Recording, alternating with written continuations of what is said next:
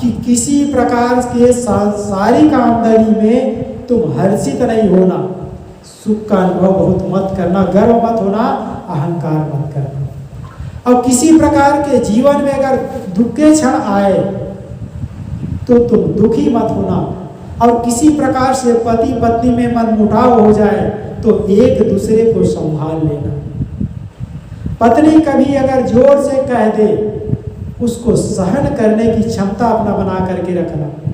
कभी तुम्हारी बात जोर हो जाए, कड़वी लगे, तो पत्नी तुम्हारी बातों को सह ले। इस प्रकार के जब तुम्हारे अंदर सहनशीलता हो तो तुम संसार में प्रवेश करना, वरना संसार में प्रवेश मत कर। सुख से जीने का रास्ता ये है, एक दूसरे को संभालना। जीवन की अनेक पहेलियां, हम पिता जीवन बीत जाता है, पिता को नहीं समझ पाते, पिता पुत्र को नहीं समझ पाता है, पत्नी पति को नहीं समझ पाती, पति पत्नी को नहीं समझ पाते, कहाँ समझ पाते।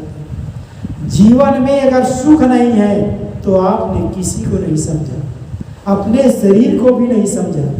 कितने लोग होता है जीवन बीत जाता है, कितना भोजन करना चाहिए इसको नहीं समझ पाते, खाते समय ठूस कर खाते हैं, रोज पश्चाताप करते हैं कि कल से भोजन थोड़ा कम करूंगा। जब खाने बैठता तो सब भूल जाता है, लाभ और ना थोड़ा लो, थोड़ा यार, थोड़ा और आपको, थोड़ा और आप।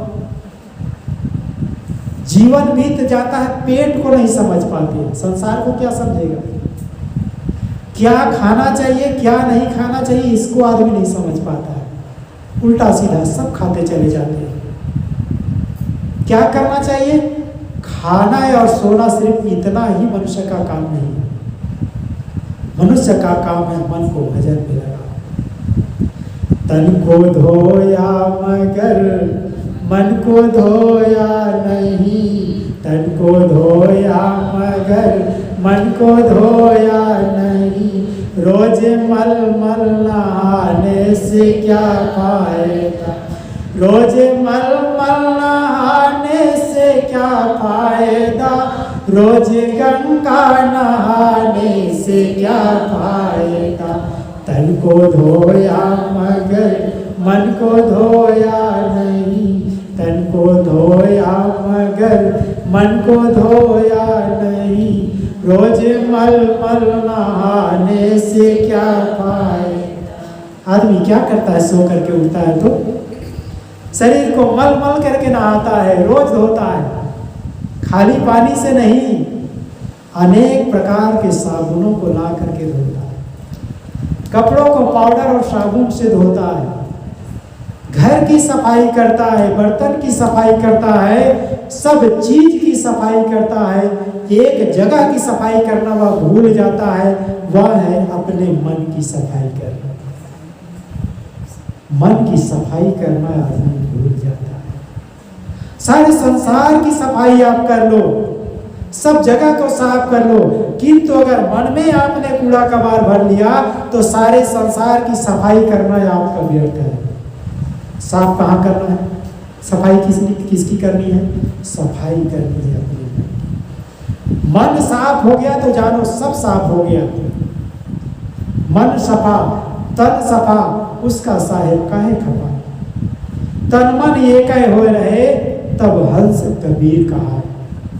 तन को शुद्ध करो, साथ साथ अपने मन को भी शुद्ध करो। मन का धोने का मतलब मैं ये नहीं कह रहा हूँ कि शरीर को गंदा रखो, शरीर से कोई स्नान ना कराओ, स्नान ना करो, कपड़े साफ ना रखो, बर्तन ना साफ करो, ऐसा नहीं। सबको साफ करो, लेकिन सबसे जरूरी है वह है मन की सफाई। मन को सब समय शुद्ध रखो। मन को अगर हम शुद्ध करेंगे, साफ रखेंगे तो कहीं उलझेंगे नहीं। मन अगर साफ है तो अखाद्य वस्तुओं को नहीं खाएंगे। मन शुद्ध है तो गलत चीजों को आदमी क्यों खाता है। खाने योग्य चीजों को तो खाना चाहिए, जो नहीं खाने योग्य चीज है उसको भी आदमी खाता है। अंडा मांस मछली भी चट कर जाता है, साग सब्जी तो खाता ही है। अंडा शराब को खाता ही है, तंबाकू गुड़ाकू शराब को भी आदमी चट कर जाता है। क्यों? जिभ्या स्वार्थकार ने नरकिन ने बहुत उपाय। संसार में केवल एक ही जीव है, मनुष्य। वह नशा करता है, बाकी कोई प्राणी नशा नहीं करता है। नशा खा करके बेहोश होता है,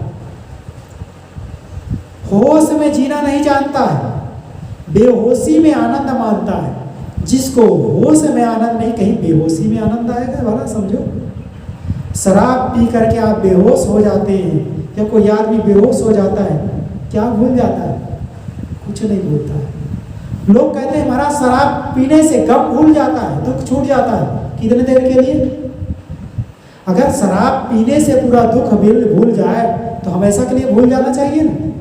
कितने देर के लिए? बेहोश के कारण, बेहोशी के कारण, नशा के कारण।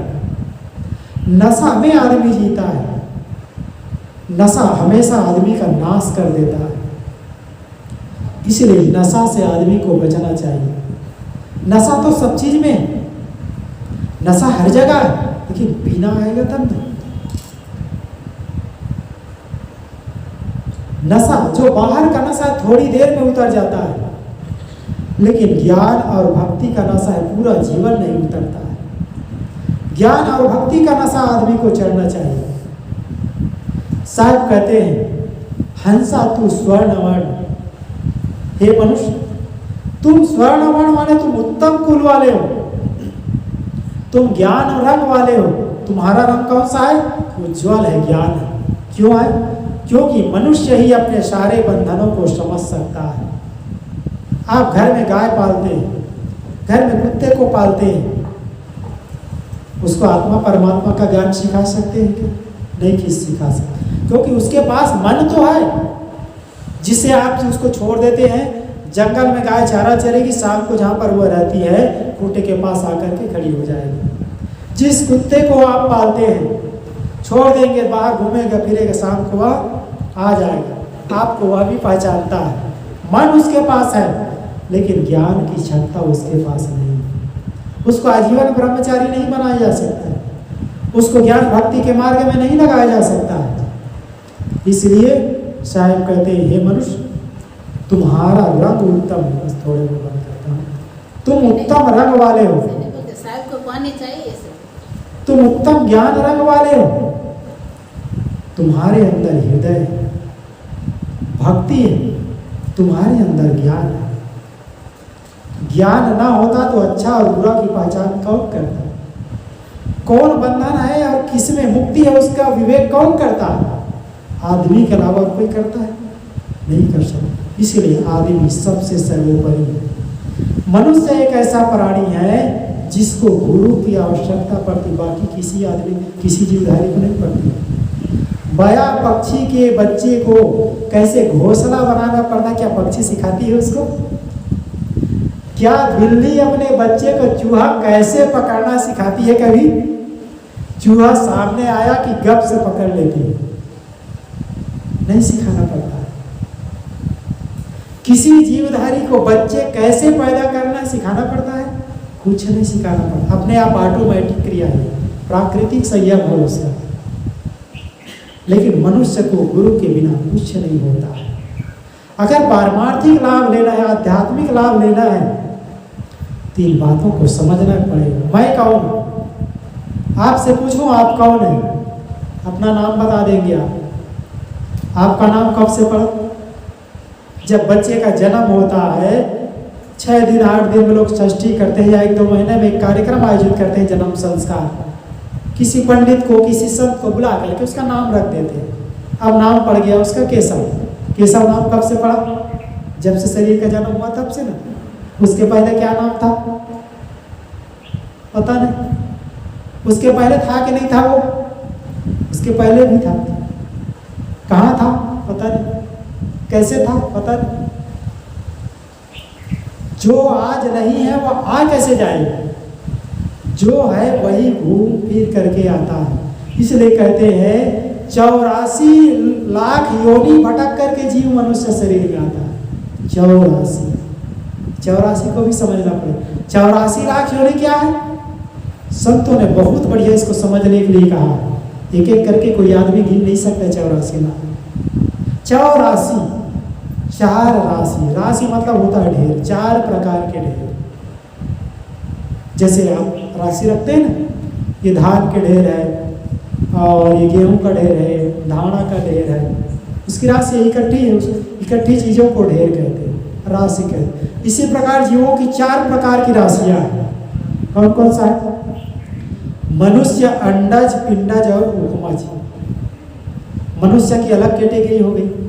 अंडज पक्षियाँ होती है जिसके अंडे देते हैं, वो सीधे डायरेक्ट बच्चे पैदा नहीं करते, पहले अंडे देंगे, उसके सेएंगे अपने अपने दिनों के अनुसार से, उसके बाद उससे चूजे निकलते हैं, बच्चे बड़े हो जाते हैं। तो अंडे देने वाले प्राणी, फिर डायरेक्ट बच्चे देने वाले प्राणी, गाय, बैल, भैंस, वन्य जीव, मनुष्य तो है ही। उसके बाद उखमज खाने, उसमज खाने कहते हैं जो बिना माता पिता के पैदा होते हैं। आप सफरजन कोई फल रखे हैं, 4 दिन धरे धरे रख दीजिए, जब उसको आप देखेंगे उसको पता चला कि उसमें कोई कीड़े पड़ गए, कृमि हो गए। कहाँ से आए? अपने आप आ गया स्वतः से। इसको कहते हैं उखमज खाने के जीव। तो ये हुआ 4 प्रकार की राशि, चौराशि इसी को कहते हैं। तो अनेक प्रकार के जीव, यह जीव इसमें यात्रा करते करते मनुष्य के शरीर में आता है, और मनुष्य के शरीर में आकर के भजन नहीं किया, भक्ति नहीं किया, तब पुनः उन्हीं योनियों में जाना पड़ेगा, है कि नहीं? इसलिए कभी धूप कभी छाया, कभी कभी दुख का भी अनुभव होना चाहिए शरीर में, ठंडी गर्मी का भी अनुभव होना चाहिए। केवल सुख में आदमी भूल जाता है। कबीर साहब की वह प्रसिद्ध साखी है, दुख में सुमिरन सब करे, सुख में करे न कोई, जो सुख में सुमिरन करे तो दुख काहे को है। सुख में भी अगर आप सुमिरन कर लो तो आपको दुख कभी नहीं मिलेगा। इसी दुख से बचने के लिए हम भजन करते हैं, भक्ति मार्ग में लगते हैं। साहब कहते हैं तरीवर पाए पहले, इस शरीर रूपी तरीवर को पा करके, शरीर रूपी वृक्ष को पा करके, इसकी पहेलियों को समझो। अनेक प्रकार की पहेलियां इसमें, मैंने शुरू में कहा था ना, हर 1000 पहेलियां इसकी है। रिश्ता कैसे निभाना है परिवार में, इसकी भी एक पहेली है। इसको भी जीवन बीत जाता है, समझ नहीं पाते। अपने जीवन में सहनशीलता बना करके रखना चाहिए। कभी किसी प्रकार की ठोकर लग जाती है, आप रोड पर चलते हैं, अपनी गाड़ी पर चल रहे हैं, आप अपनी साइड पर चल रहे हैं, कोई दूसरा आया आपको ठोक करके आगे बढ़ गया, आप क्या करोगे? वो तो चला गया। अब आपको उठ करके गाड़ी ठीक करने, अपने आप को ठीक करने के अलावा कोई चारा बचा नहीं बचा। संसार ऐसा ही है, संसार से ठोकर ही मिलना है। आज तक के क्या मिला है आपको? दुख दुख दुख, इससे अलावा कुछ मिला नहीं। आप कहते हैं महाराज हमको तो हमने तो दुख कभी देखा नहीं। घर में रहा, माता पिता के यहाँ, तब भी दुख का अनुभव नहीं हुआ। पति के यहाँ आ गए, ससुराल में दुख का अनुभव नहीं हुआ। अच्छी खासी फैक्ट्री है, दुकान है, धंधा है, सुख का अनुभव नहीं हुआ। हाँ, दुख का अनुभव नहीं हुआ। मैं कहता हूँ अच्छी बात है, आपके जीवन में दुख नहीं आया, अच्छी बात है। लेकिन आप सोचिए, आपका परिवार अभी अच्छा है, यदि कदाचित पूरा परिवार संपन्नता है, परिवार अच्छा, सब कुछ है, कदाचित किसी के घर में कभी कभी ऐसा होता है, जिस बच्चे को माता पिता पालते हैं उसी बच्चे को दुनिया से जाना पड़ जाता है। उस समय जो माता पिता को दुख होता है, उस दुख को कैसे मिटाओगे? क्या उस दुख को धन से मिटा सकते हो? क्या उस दुख को पद से मिटा कर सकते हो? क्या उस दुख को किसी और तरीके से मिटा सकते हो? हे माताओं, बहनों, भाइयों, इस दुख को मिटाने का सिर्फ एक तरीका है, वह है धर्म। इस दुख को सिर्फ आप धर्म से मिटा सकते हैं, समझ से मिटा सकते हैं। और समझ की शक्ति मिलती है सत्संग से, समझ की शक्ति मिलती है संत और गुरुजनों से, समझ की शक्ति मिलती है भक्ति की भावना रखने से।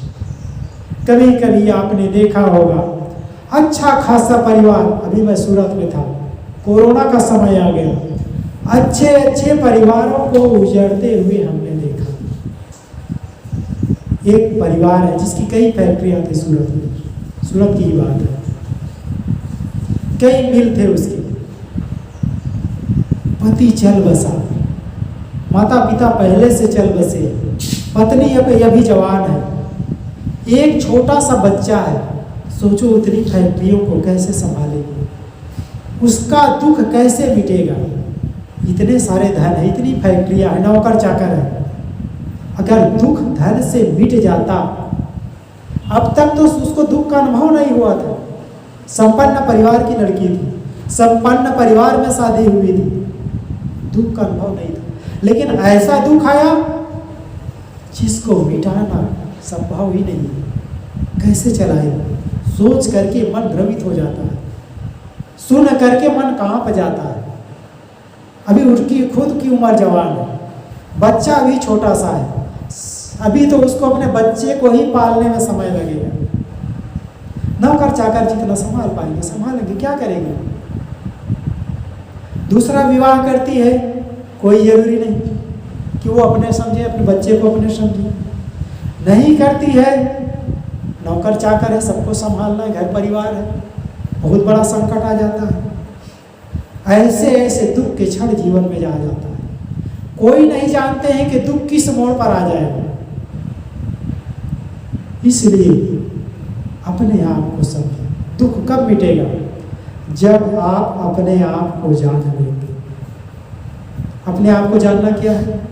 अपने आप को मैं कौन हूं इसको जानना है। संसार से मेरा संबंध क्या है इसको समझ लेना है। मैं और मेरा संबंध क्या है इसको समझ लेना है। इस दुनिया में मैं किस लिए आया हूं और क्या कर रहा हूं इसको जानना है। खाने पीने जीवन चलाने के लिए नहीं आए। सोना जागना और खाना पीना ये तो सब जीव कर लेते हैं। मनुष्य का जीवन है अपने आप को समझना। इतनी उम्र बीत गई, वासना और माया मोह में करते करते जीवन बिताते बिताते अब मन से वासना को भी जीतने का प्रयास करो। हमारे गुरुदेव कहा करते थे, आपके बच्चे हो गए, बच्चे के भी बच्चे हो गए, अब संसार से अलग हो जाओ। अपने सारे कार्य व्यवहार को बच्चों को सौंप दो और आप भजन में लीन हो जाओ। 20 से ऊपर वालों को कम से कम 1 घंटा समय निकालना चाहिए। हमारे गुरुदेव कहा करते थे 20 से ऊपर वाले को, 30 से ऊपर वाले को 2 घंटा, 40 से ऊपर वाले को 3 घंटा और 50-60 से ऊपर वाले को ज़्यादा से ज़्यादा समय एकांत में बिताना चाहिए। यही है अपने को समझना। आप कल्पना करें, कभी ना कभी आपको परिवार से बिछोड़ना पड़ेगा। आज नहीं तो एक उम्र होने पर भी छोड़ना पड़ेगा। तब आप क्या करेंगे? संग चले सोई धन है, संतो छूट जाए सोई माया। संग चले सोई धन है, संतो छूट जाए सोई माया। असली धन क्या है? जो संग में चलता है, जो कभी नहीं छूटता है, वह असली धन है। छूट जाने वाली चीजों तो माया है। इसलिए साहब कहते हैं, साहब जी के साखी मैंने उठाया था, हंसा तू स्वर्ण वर्ण। हे जीव, आप कैसे, आप उज्ज्वल रंग के हैं, आप ज्ञान रंग के, आपके अंदर क्षमता है संसार को समझने की, अपने आप को समझने की और अपने आप को समझ करके अपना कल्याण करने की। और इस पहेली को जो समझ लेता है, कबीर साहब कहते हैं, उसकी मैं बराबर प्रशंसा करता हूँ, उसकी मैं बारंबार प्रशंसा करता हूँ। तो अपने अपने जीवन की पहेली को समझें, परिवार बढ़िया प्रेम से रहें और आध्यात्मिक रूप से अपने आप को अकेले कम को समझें और अकेले होकर के जीने का भी अभ्यास करें। बोलो सद्गुरु कबीर साहिब की जय।